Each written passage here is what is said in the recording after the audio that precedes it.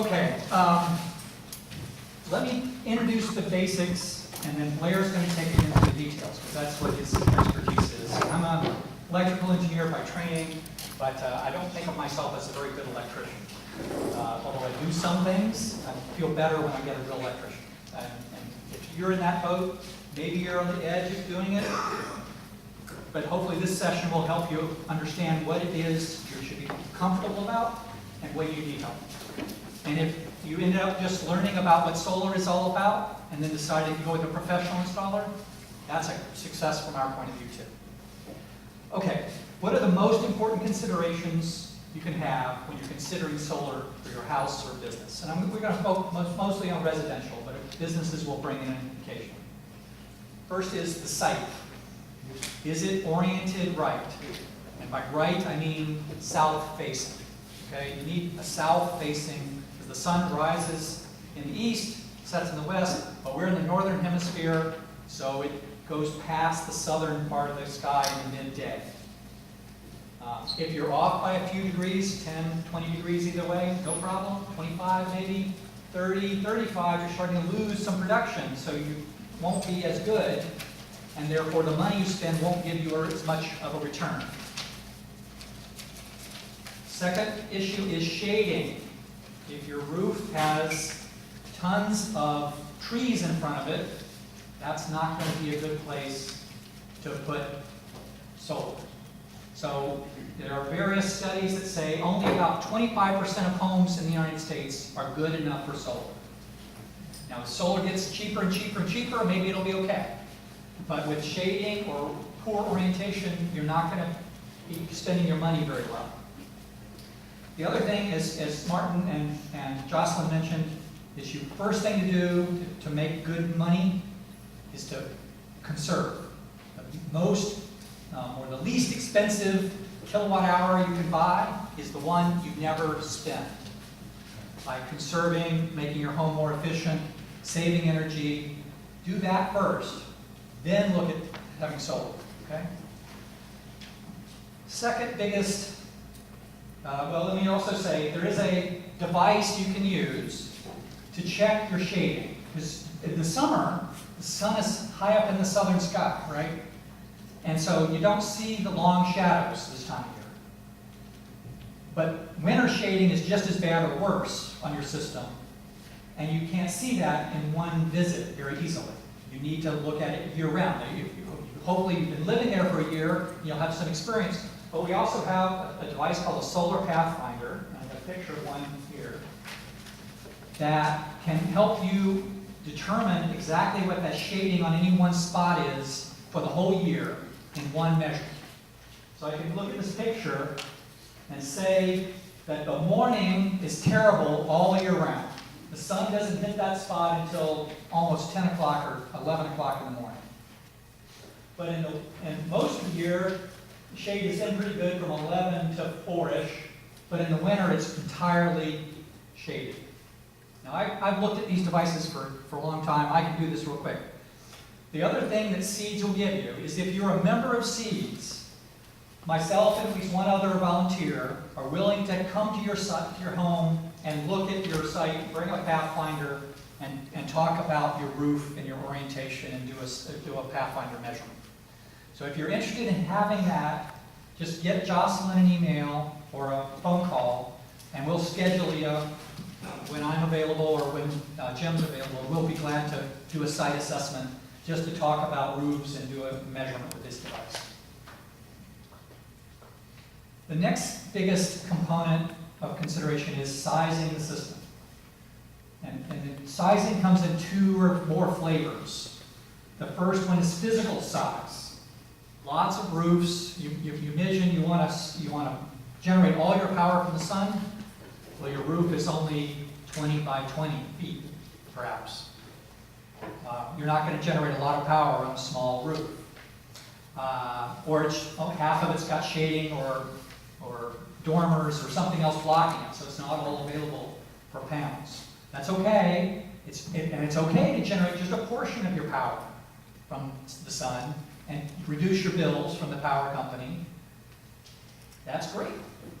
That small steps are fine, and that's perfectly fine. The other constraint is budget. Solar is still fairly expensive, and we'll talk about the price per watt of capacity. You'll hear watts and kilowatt hours a lot tonight and tomorrow. Watts is a capacity measurement, value, and kilowatt hours is production value. So you install so many watts of the system capacity, the sun shines on it, you get kilowatt hours out that you use in your house or you sell to the grid. And we'll talk more about that in a minute. But the budget is going to be expensive per your capacity or per watt of capacity. We'll talk a little bit about that, but figure out your budget. And then the size of the system might be limited by your budget. That's okay too. You don't have to buy a system that covers all your power. And this particular system design is real easy to add some later. You put some on now when you can afford it. Maybe you'll hit the lottery next month or next year. You can afford some more. That's okay too. You can add as you go. So don't feel like you have to do everything all at once. You can do it parts at a time. Budget is one of the good reasons to do that way. Okay, how much will a solar system cost? The average of a professional installer, from my just surveying Blair and other installers around the area, is you'll probably pay $4 to $3.50 per watt to install a system. And that doesn't mean anything yet, but if you do it yourself, just buy the hardware and the components, and then do it yourself labor, do your own permit application and things like that, you can probably cut that cost in half to $2 a watt just for materials. And maybe it'll be slightly cheaper when Blair tells us more later about the kit he's assembling.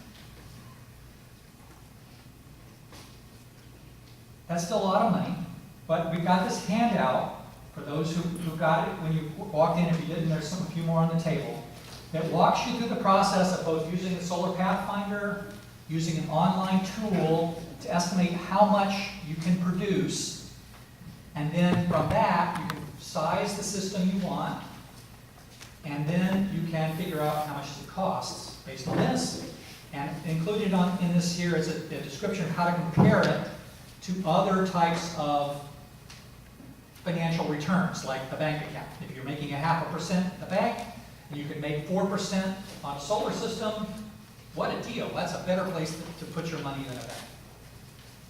So that's the idea of this handout. I'm not going to go through it tonight because we've got a lot of time we want to give Blair. But if you do have questions about this, I'll be glad to answer it. There are my emails in the back of this. So feel free to send me questions or thoughts and how to improve this handout too, and we'll be glad to talk you through it. If you do all this and you still decide tonight, tomorrow night, it's not for you, that's okay. Blair is just one of the professional installers in our area. Seeds has trained several installers over the past 5 years. We're very proud that Blair is one of our graduates from one of our early training classes, and he went on to set up a business here in town, in the area. But there are others as well. So get a professional installation estimate is a good recommendation for any time you're making a major investment like this is. But I would always recommend get a North American Certified Board of Certified Energy Professionals, or NABCET. Blair is NABCET certified, several others are. These guys have been trained to do the right thing. And our industry, unfortunately, the solar industry has a history of some people coming in, doing a little fly-by-night operation and walking away with a lot of money and some very unhappy customers. If they've been certified, they grew up here, you'll know a lot better, and you won't have that problem. Okay, any questions on this part? Because that's all really going to cover on the economics. Yes? Is there a cost to be a certified installer? You need to learn that. Yeah, to be a certified installer, you have to take, I think it's 40 plus hours of training, plus keep continuing engineering, continuing education requirements. Take 2 exams, have done field work under another certified installer, and report back on those certified installations before you can be certified. What's the approximate cost of the course? I don't know. There are several professional training organizations. Usually you go to them, like in Colorado, Wisconsin. And use? There's probably others around.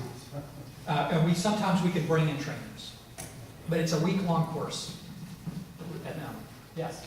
Yeah, in New York State, Sullivan County Community College offers courses on. Yeah. Larry is here, Code. one of the instructors at Sunny Sullivan. I don't know if his course leads to a certification. Working on it. Working on it, okay. Yeah, there are a lot of training courses that are not, you go to them, you take them, you don't come out with a certification. They're useful to get educated, but if you're really going to be a professional installer, you want to get a certification out. Another follow-up question with the economics. There's a lot of ads and companies that offer no money down and, installation. Do you know how that works? Yeah, I know a little too much about that. Okay. In Pennsylvania, you won't find that as easily as in New York. New York, it has a much better economics because the electricity is more expensive. So in New York, you will find Solar City and others selling a no money down lease, basically. In Pennsylvania, that's less common, because to lease it for no money down is not easy to do. But one of my projects in Pennsylvania is a clean energy cooperative that will be doing leasing for nonprofits and community organizations. So we're going through a financing process to help people do a no money down project, though we're not focused on residential. Yes? Did you still rebate both the federal credit? I'll get to that in a minute, and Mary. state and the renewable energy credits? Yeah, thanks, Mary. I'm going to talk about that in just a minute. Okay. In fact, that's the next slide. Mary's a great speaker. So after you've installed it and turned it on and start generating electricity, how do you make your money back, right?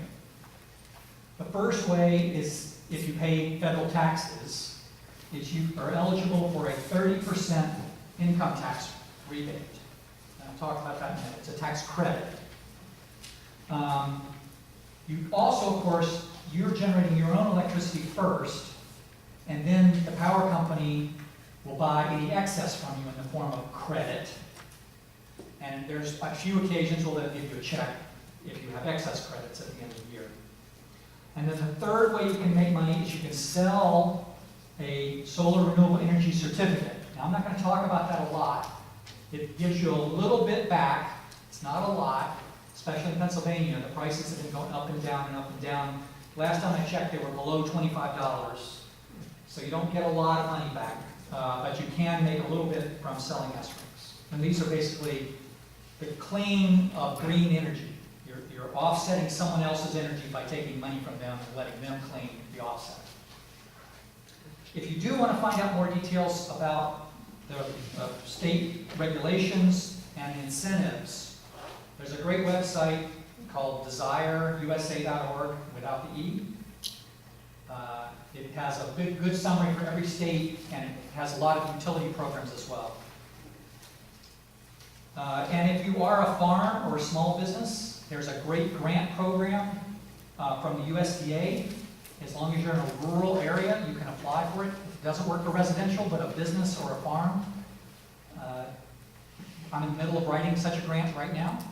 The grant application is June 30th is the deadline. So it may be too late for anybody else who's trying to start from zero at this point, but that's an important one if you're doing it for a business. The tax credits, there's a form you'll have to add to your regular income tax form. It's $56.95. But you've got to have income to report to take the credit. So if you don't have all the income, you can carry the credit forward into future years, that's fine. And of course, you do pay the utility, as Martin mentioned, for some components of your bill every month. So you're generating your own electricity, but if you look in detail at your electric bill, you have multiple line items on their bill. Not all of them are the cost of electricity. There's a monthly flat fee, usually called customer charge or connection charge. And PPL's one is about $15 right now. You'll still pay that every month because you're still connected to the grid and you're still using the grid's services. And you want that grid to be there. Your system is a battery-less system. It doesn't have a battery. So if the grid goes out, you want a reliable grid. You don't want the grid to go out because your system won't generate when it's out. For many different reasons, including safety. If you're a commercial business, there's something called a demand charge.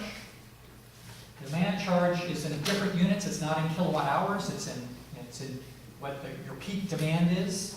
It's like $4 per kilowatt right now. And that charge is not covered by this selling electricity back to them. Now, what do I mean by selling electricity back to the grid? The method is called net metering. What that means is your meter, your electric meter, basically runs backwards when your solar system is being hit with sunlight, generating electricity more than you're using at that moment. Okay, so that backwards meter rolling backwards is a credit.